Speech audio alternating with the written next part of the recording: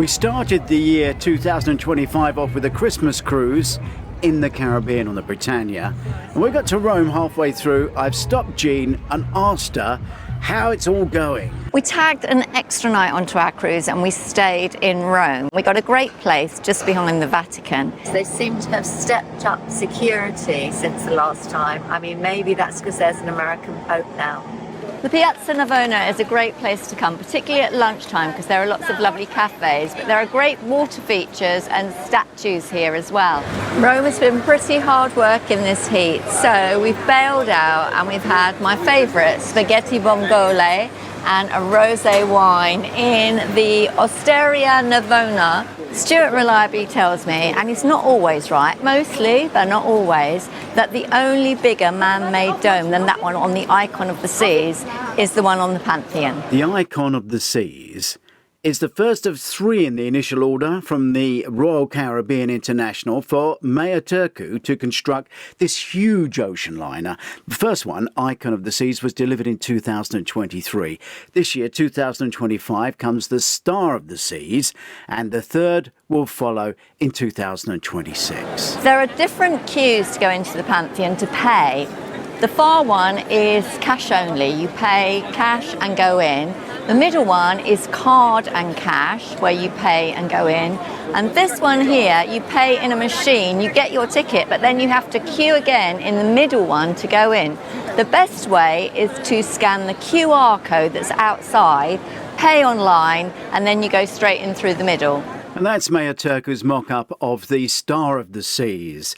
Whereas I hear P&O have decided to go slightly smaller with their newer ships, when they do order them, around 4,000. That's just a bit bigger than the Britannia, but smaller than the Iona. The wall on the left side of the Pantheon, as you look at it, is in the shade. It's a great place to sit. And this is where the drivers wait for you. If you've gone on a pre-booked tour, they'll also get your tickets in advance. So it's quite an advantage. The full Rome guide is on our Doris Visits channel on YouTube. Please subscribe. Now, Jean, you've been back to Rome quite a few times now. Big question is, would you go back again? I've enjoyed it. I've loved walking around Rome again, but I have done this city. And I was thinking about where I would like to go again.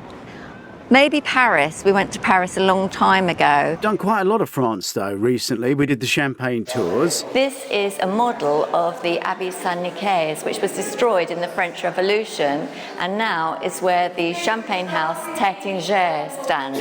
There's about 135,000 bottles down here, and they make the still wine first, they select the best, they add the sugar and the yeast, and they turn it into champagne. And you've just been to Lille. I loved Lille. We went to Lille to see Ed Sheeran, and I think we made a film about it, didn't we? We did. It was here at the Decathlon Stadium. Fantastic concert. I'll put a link up to the film above. I can't show it here because it comes under a separate joint copyright agreement. But here's some pictures of Lille, which was wonderful.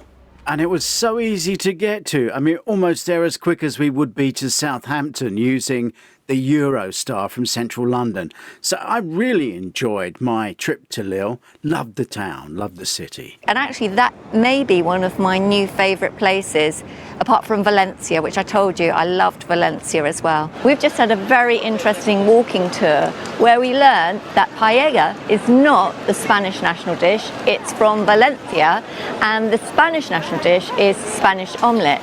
Also, we learned that paella does not have seafood in it. It has chicken and rabbit and garlic, a little bit of garlic. That is the traditional paella, and no chorizo, Jamie Oliver. That was Valencia. This is Barcelona, and we were able to do both on the same cruise with the Queen Victoria.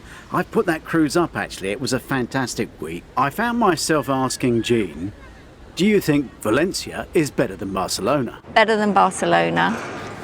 Yeah, sorry, but better than Barcelona. More charming. So to analyse what we were thinking, I've cut our Barcelona and Valencia guide together, bit by bit, comparing them. It's a good film, worth watching.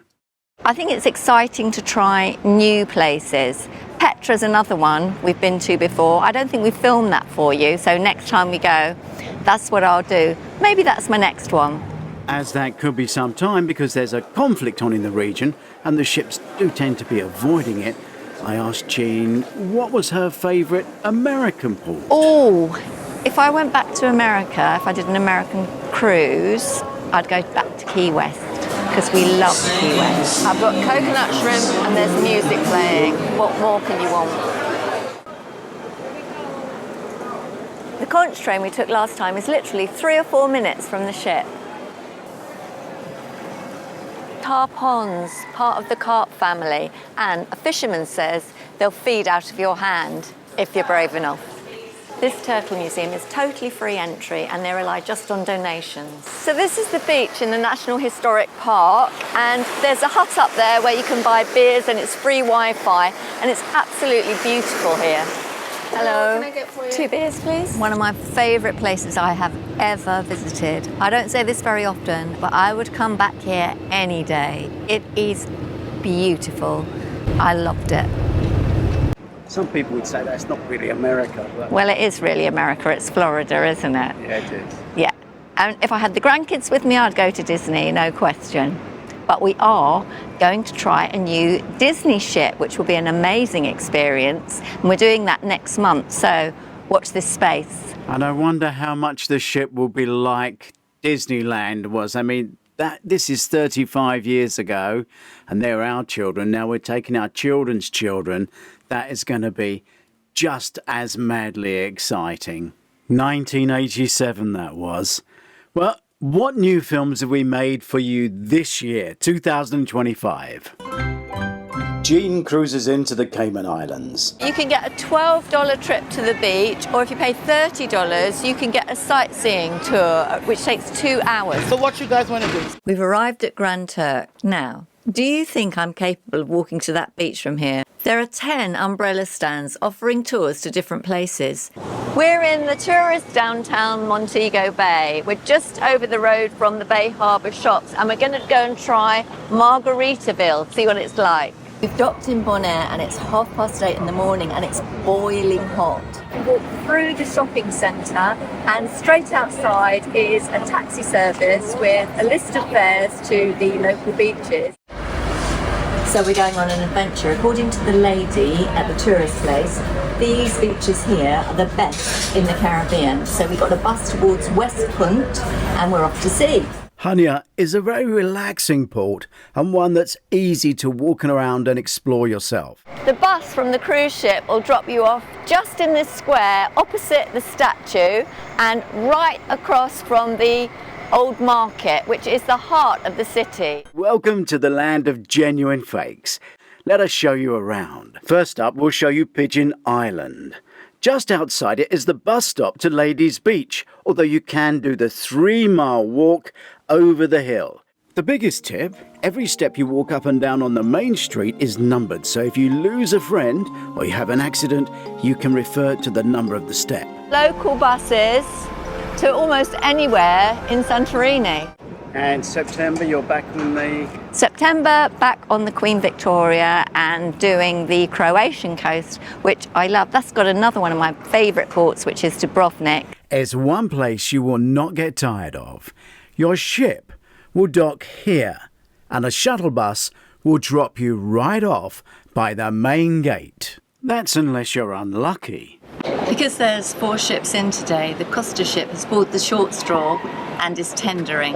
So your tender will arrive here in the bay. And then in December you're going to... December we're going to Norway. Tromsø. Yes, to Tromsø in Norway. We've never been there. We've never been there before, so we will make another Doris Visits films and hopefully put in some Christmas markets and make it very Christmassy for you. The unexpected is dark, intense and sophisticated. It blends pulse-pounding action with emotionally rich character drama, balancing suspense, sharp humour and cultural insight. It's layered with complexity and always emotionally resonant, where freedom dances on the edge of betrayal. The cruise crime novel with espionage, out now on Kindle, paperback and audiobook.